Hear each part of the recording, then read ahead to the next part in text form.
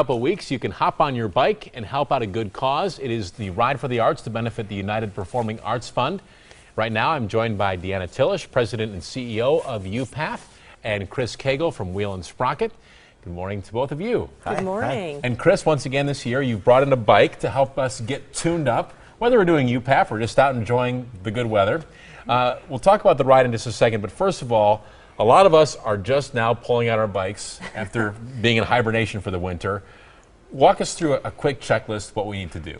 Well, one thing you want to do is just make sure that your bike is ready to go. And so usually what will happen is every winter you'll lose some air in your tires.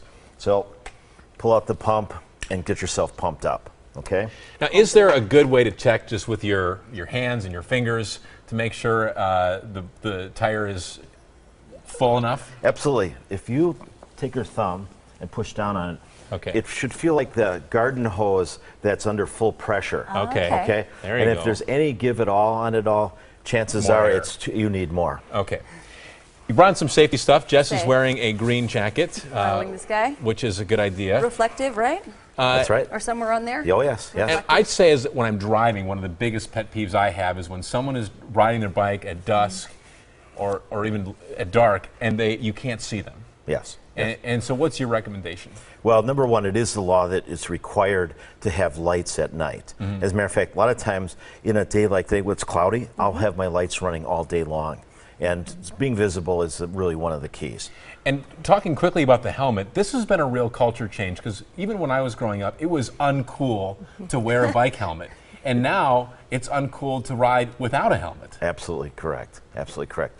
And the new helmets are so lightweight that when they did the test, it's cooler to wear this in terms of temperature than a baseball hat. Really? Yes. Really? Because of the ventilation. And Yeah, they've started to make a lot more cool, kid-friendly ones, too. You can get your favorite kind of animated character on those as well. Absolutely. All right, Deanna, let's talk about the ride. Sure. This has become so popular. For the third year in a row, people for the UPAF ride are able to ride over the Hone Bridge. That has been a huge draw for a lot of our riders. We've seen an increase in the number of individuals signing up for the 25 mile because you can go over the Hone Bridge with the 25, the 50, and the 75.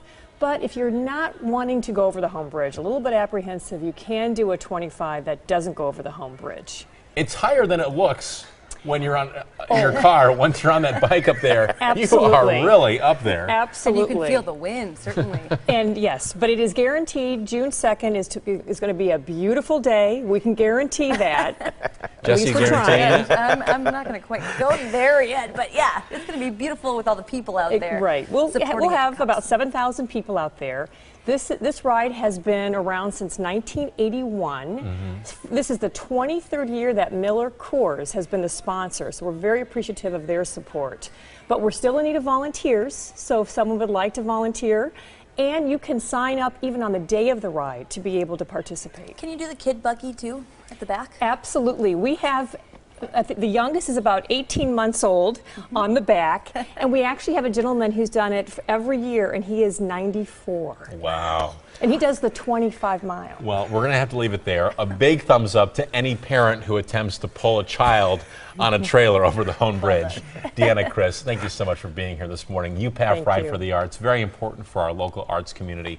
If you'd like more information, log on to our website, tmj4.com, and click on links.